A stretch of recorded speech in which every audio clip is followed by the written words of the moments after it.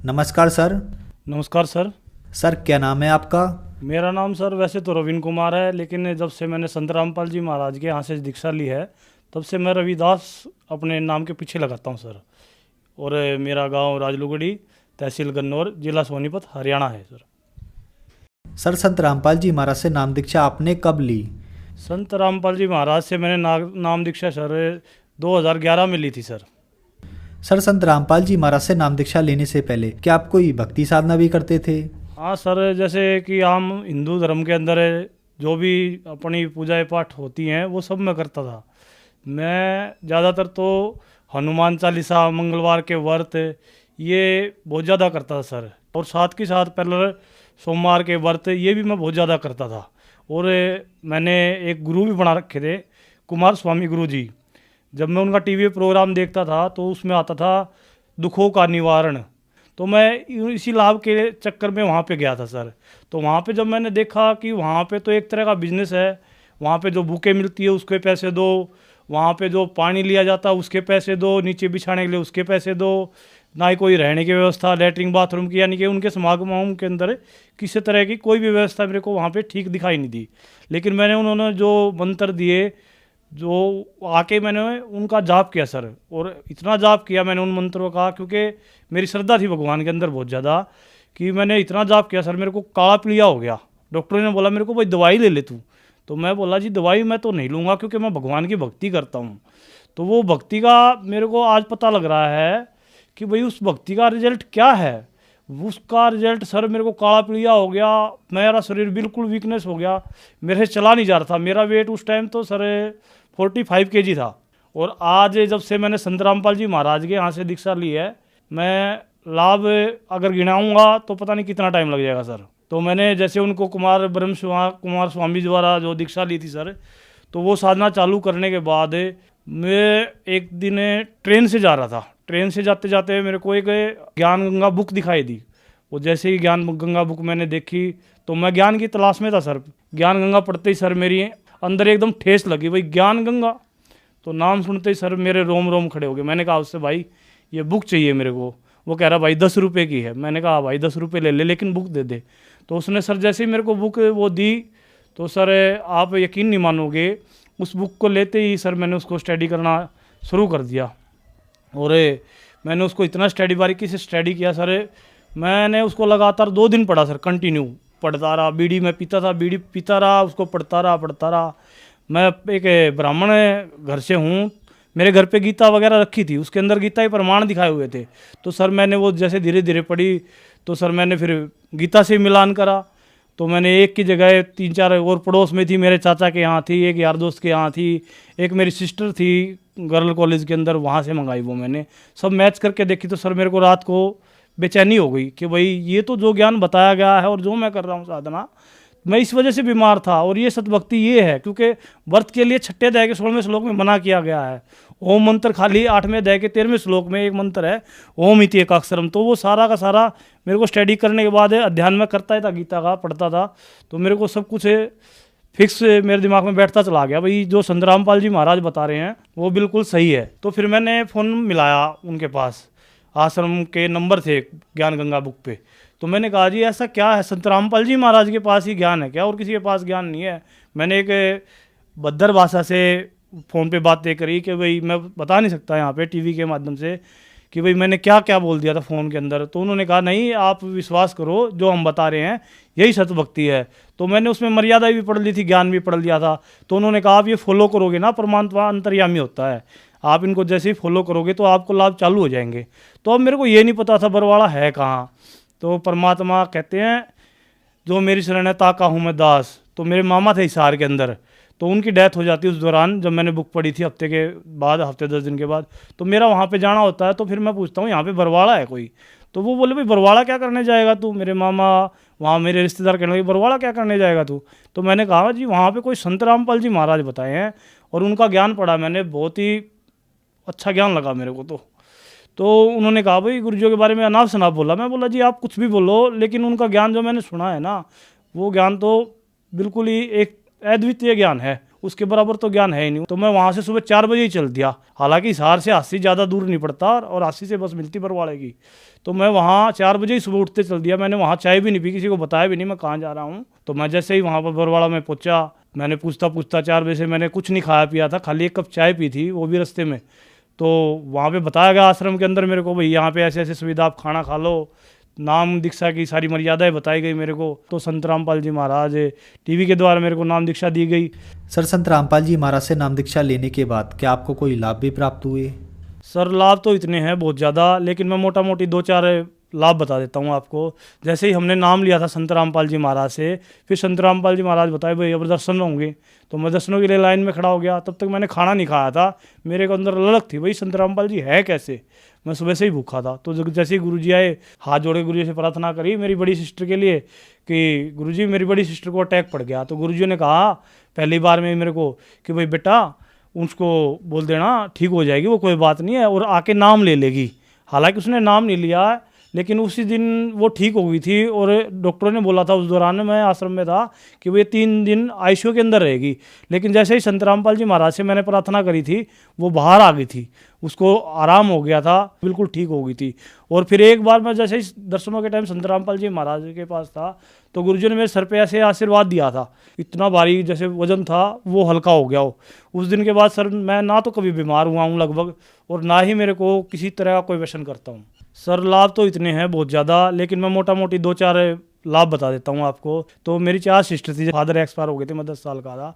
तो उस दौरान हमने अपनी सिस्टरों की जो शादी करी तो बाहर से पैसे उठाए थे, और तब तक हमने नाम दीक्षा ली नहीं थी संत रामपाल जी महाराज से। लेकिन इच्छा थी भाई कोई गुरु होना चाहिए। तो जैसे ही संत रामपाल जी महाराज को मैंने गुरु बनाया, तो उसके बाद क्या हुआ, गुरु जी आते हैं एक सुबह सुबह के टाइम के सपने के अंदर मेरे अंदर, और कहते हैं कि बेटा तू चिंता ना कर, सब कुछ ठीक हो जाएगा। ऐसे ही मेरी मम्मी के पास आते हैं कि तू चिंता ना कर, मैं बैठा हुआ हूँ ना, सब कुछ तेरा ठीक हो जाएगा, तेरे को चिंता करने की ज़रूरत नहीं है। तो मैं सुबह उठा, मैंने कहा अपनी मम्मी से, मम्मी ऐसे ऐसे माँ ऐसे ऐसे गुरुजी आए थे। मेरी माँ कहने लगी बेटा मेरे पास भी आए थे। तो मैंने कहा मम्मी ऐसे ऐसा बोला मेरे को। तो मेरी मम्मी ने कहा बेटा मेरे को भी ऐसे ही बोला है। फिर हम देख रहे थे भाई अब होगा क्या। तो हमारा एक प्लाट पड़ा हुआ था दिल्ली के अंदर 25 गज का। वो प्लाट उस टाइम कोई 60,000 रुपये में लेने वाला नहीं था। वहाँ की ज़मीन कहीं गवर्नमेंट के उसमें रिक्वायर हो रही थी। तो हम वहाँ उसको बेचने के लिए काफ़ी हमने प्रयास किए, लेकिन हमारा प्रयास सफल नहीं हो पाया। तो फिर उस दौरान वहाँ से एक फ़ोन आता है कि भाई आपको अपनी ज़मीन बेचनी है। हमने कहा हाँ बेचनी है। तो उन्होंने बोला भाई कितने की बेचनी है। मैंने कहा अभी 10 मिनट बाद आपको फ़ोन करता हूँ। तो मैंने अपनी मम्मी को बताया ऐसे ऐसे फ़ोन आया। तो मेरी मम्मी ने कहा बेटा 1,20,000 रुपये हमारे ऊपर कर्ज है, इतने का तो दूंगी दूंगी। तो मैंने उसको कहा भाई 1,20,000 था। तो मैंने कहा उसको 1,40,000 दे देना जी। तो वो बोला नहीं भाई मैं 1,20,000 दूंगा। तो मैंने 1,20,000 में यस कर दी उसको। मैंने कहा मम्मी मैंने 1,20,000 में यस कर दी। मेरी मम्मी ने मैंने वहाँ कर दिया, बोला नहीं भाई मैं इसको नहीं बेचूंगी, और इसको बेच दूंगी ना फिर मेरे पास आगे कुछ नहीं है, तुम अभी छोटे छोटे हो। तो मना करने के बाद ना वो बंदा सोनीपति आता था दिल्ली से, यहाँ पे सब कुछ लेके पैसे लेके आता है, कहता है ये लो पैसे और चलो कोर्ट के अंदर वो एफिडेविट वगैरह तैयार करवाओ कागज़।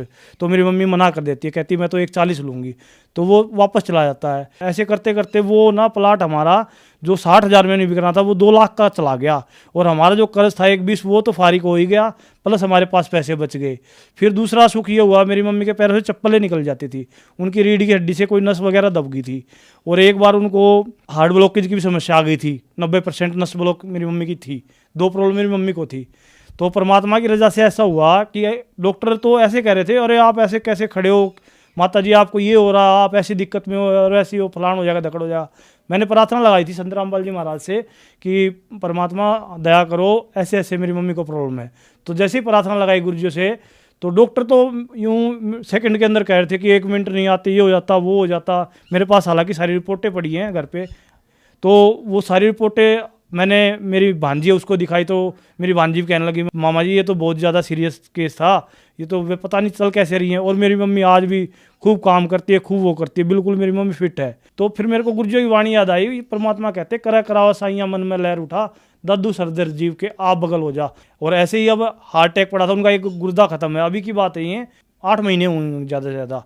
तो अभी प्रार्थना फिर लगाई थी गुरुजियों से मैंने कि गुरुजी ऐसे ऐसे मम्मी फिर बीमार हो गई हैं। तो फिर संत रामपाल जी महाराज जी का आदेश आया ठीक हो जाएगी। मेरी मम्मी फिस्ट है, अब सारा काम पैरेलल सब ठीक कर रही है। तो एक और चमत्कार बता देता हूँ मैं आपको, वैसे बहुत ज़्यादा है, क्या क्या बताऊँ क्या क्या छोड़ूँ मुझे खुद ही समझ में नहीं आता। तो एक मेरे अकाउंट में 4 लाख रुपए थे। तो छोटा भाई बगैर नाम दीक्षा का है, तो वो कहने लग गया भाई ये पैसे मेरे को चाहिए। तो जैसे गुरुजी बताते हैं ये माया ठगनी होती है और ये बहुत बुरी होती है। तो मेरे को परमात्मा ज्ञान था, मैंने कहा भाई ले ले तू पैसे ले ले, कोई दिक्कत नहीं है। तो मैंने उसको सारे पैसे अपने अकाउंट से निकलवा के 4 लाख के 4 लाख उसको दे दिए। तो मेरी घरवाली बगैर नाम दीक्षित है, वो परमात्मा पे इतना विश्वास नहीं करती ना भक्ति करती, वो उसकी रुचि नहीं है परमात्मा के अंदर। तो वो मेरे से झगड़ने लगी, तू पागल हो गया, गुरुजियों के चक्कर में आ गया, तू कैसे मकान बनाएगा, तेरा कैसे क्या होगा, तूने कैसे के पैसे दे दिए। मैंने कहा आज से 3 साल पहले की बात है। तो मैंने कहा आप विश्वास करो परमात्मा पे, परमात्मा देखते जाना क्या क्या करेगा। क्योंकि मेरे को लाभ हो गए थे, मैं बीमारी से मेरा शरीर मेरा ठीक हो गया था, मेरा आज वजन भी 75 किलो के करीब है, सारे बेकार छूट गए। पहले मेरी हेल्थ कैसी थी, मेरे यार दोस्त मेरे को पहचानते भी नहीं है अब, और मेरे शरीर में दिन रात का मेरे को लाभ मिल रहे थे मालिक के दबादब। तो फिर मैंने उससे कहा विश्वास करो परमात्मा पे, आपका मकान भी बन जाएगा।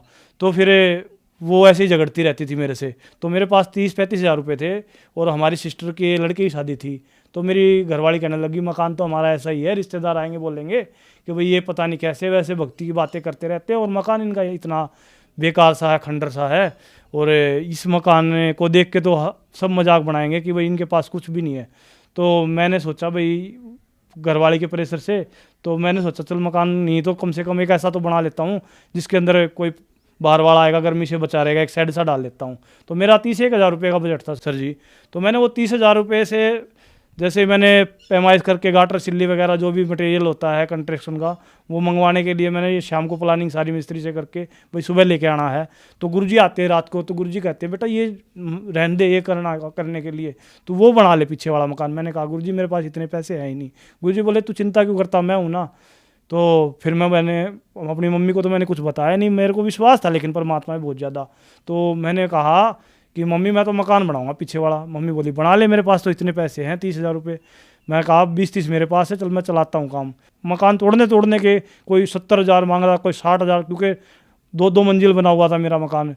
तो वो मकान परमात्मा की दया से मैं लेबर चौक पे गया तो 4 लेबर वाले आए भगत जी, पता नहीं परमात्मा ने कैसे उनके अंदर प्रेरणा कर रखी थी, उन्होंने मकान दबादब तोड़ दिया और मेरे मकान को सारा मकान तोड़ के मेरा 4-5 झाड़ियों में मेरा सारा मकान तोड़ दिया। कहने मतलब जो 50,000 70,000 रुपये मकान तोड़ाई के मांग रहे थे वो मेरा 7-5 ये लगा लो 400 रुपये दिहाड़ी थी। 4-5 दिन के अंदर 4 मजदूरों ने वो सारा मकान मेरा तोड़ दिया। और फिर मेरे पास एक रेत के लिए फ़ोन आया कि भाई रवि किसी को रेत चाहिए तो बता दे, मेरा यार दोस्त था वो लगा हुआ है।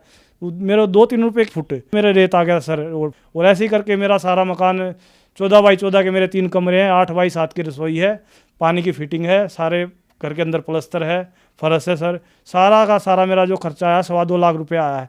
अगर कोई मिस्त्री जो होता हो वो सुनता होगा इस इंटरव्यू को कि भाई 14 बाई 14 के 3 कमरे और 8 बाई 7 की एक रसोई और 8 बाई 8 का एक स्टोर, छत पक्की और सारे घर में पानी की फिटिंग, बिजली की फिटिंग, ये सब मेरा काम भगत जी 2.25 लाख रुपये में हो गया है। ये आज के टाइम में 2 लाख में एक कमरा बनता है। ये बताओ चमत्कार नहीं तो परमात्मा क्या है। सर संत रामपाल जी महाराज से नाम दीक्षा लेने के बाद आपको लाभ ही लाभ मिले, तो जो श्रद्धालु आज आपको देख रहे हैं आप उन्हें क्या कहना चाहेंगे? जो संत रामपाल जी महाराज से मैंने भक्ति ली है और जो मेरे को फायदे हुए हैं, तो भक्त समाज से मेरी प्रार्थना है कि देखो आप जो भक्ति कर रहे हो वर्तमान के अंदर, क्योंकि मैं ब्राह्मण समाज परिवार से हूँ, मैंने भक्ति करी है खूब, मंगलवार करे, हनुमान चालीसा करी है, कावड़ लेके आया हूँ और ब्रह्मर्षि कुमार स्वामी गुरु बनाए हैं। तो वो भक्ति मैंने करके देखी है, खूब करके देखी है। मैंने इतनी करके देखी है कि भाई मेरे को काला पीलिया हो गया था और मैं ये सोच के लगा हुआ था कि भाई मरूंगा तो मर जाऊँ, कोई नहीं, भगवान की भक्ति कर रहा हूँ, कोई गलत काम नहीं कर रहा। और सत भक्ति का रिजल्ट अब आपके सामने भी है। अब जैसे संत रामपाल जी महाराज से जो दीक्षा मिली है मेरे को, उससे मैं भी, मेरे परिवार के अंदर भी, और जो मेरे को चाहिए था आर्थिक, जो मेरे को लाभ चाहिए थे वो मेरे को सब मिल गए हैं। अब मैं बिल्कुल ठीक ठाक हूँ, ऐसी कोई बात नहीं है। सर कुछ लोग कहते हैं कि संत रामपाल जी महाराज देवी देवताओं या ब्रह्मा विष्णु महेश जी की भक्ति छुड़वाते हैं, इन बातों के पीछे क्या सच्चाई है? ये संत रामपाल जी महाराज किसी भी देवी देवता की भक्ति छुड़वाने के लिए तो बोलना ही नहीं जाता बिल्कुल भी। इसमें तो परमात्मा की, प्रभु की परिभाषा बताई गई है कि भाई कौन भगवान है, किस लेवल का है। सो संत रामपाल जी प्रथम मंत्र देते हैं ना, नाम दीक्षा देते हैं, उसके अंदर इन्हीं भगवानों के मंत्र हैं, ब्रह्मा के, विष्णु के, शिव जी के, दुर्गा के, पार्वती के, इन्हीं भगवानों के मंत्र हैं। और वो शास्त्र अनुकूल साधना बताई है संत रामपाल जी महाराज ने। वो साधना जब भक्त चालू करता है संत रामपाल जी महाराज से लेके, तो उसके पाप नाश होने लग जाते हैं। तो वो साधना संत रामपाल जी महाराज प्रथम नाम मंत्र जो देते हैं उन्हीं भगवानों के मंत्र होते हैं। जो दुनिया कहती है भाई संत रामपाल जी महाराज इनको छुड़वाते, वो छुड़वाते नहीं है। आपको सत साधना शास्त्र अनुकूल भक्ति बताते हैं, जिससे आपको लाभ मिलने चालू हो जाते हैं। सर, संत रामपाल जी महाराज से कैसे जुड़ सकते हैं? संत रामपाल जी महाराज से जुड़ने का तो वैसे परमात्मा ने बहुत दया कर रखी है। प्रचार सेवा चल रही है काफ़ी, वहाँ पे हम भी जाते हैं। जैसे ही हमें समय मिलता है अपनी जॉब से निकल के, पुस्तक सेवा, प्रचार सेवा होती है, सोशल मीडिया सेवा चल रही है, टीवी पे प्रोग्राम आता है, टीवी में प्रोग्राम आता है उसके नीचे नंबर फ्लैश होते हैं सारे के सारे पीली पट्टी पे। और जो भी आपको किसी तरह की कोई शंका हो या ज्ञान जानना हो तो सभी भाई बहनों से यही प्रार्थना है कि भाई जो आपके पास नंबर है फ्लैश होते हैं टीवी की स्क्रीन पे, आप उनको देख के SMS कर सकते हो। और जो भक्त आपको पुस्तक देने आएगा वो आपको थोड़ा और अच्छी तरीके से बता देगा, भाई देखो ऐसे ऐसे बात है और ऐसे लाभ होते हैं। हाँ, विषय समाज एक ये भी देखे कि भाई जैसे आज आप देख रहे हो कि गुरुओं की बाढ़ आई हुई है, अगर उनमें से एक भी गुरु ठीक होता है, वो भक्ति सत साधना होती, शास्त्र अनुकूल होती, तो समाज के अंदर एक परिवर्तन होना चाहिए, जो कि बिल्कुल भी नहीं हो रहा है। आप देख रहे हो समाज के अंदर क्या बुराइयां घर कर रही हैं। अब संत रामपाल जी महाराज द्वारा जो भक्ति दी गई है, आप देखोगे कि एक ऐसा समाज तैयार हो रहा है जो किसी तरह का व्यसन नहीं करता, दहेज नहीं लेता, किसी तरह के कोई ड्रामेबाजी, कोई आडंबर है ही नहीं किसी तरह का अभी। लेकिन उनके वचन से सारे काम हो रहे हैं और सारे भक्त वचन के अंदर बंधे हुए अपना काम कर रहे हैं। धन्यवाद सर।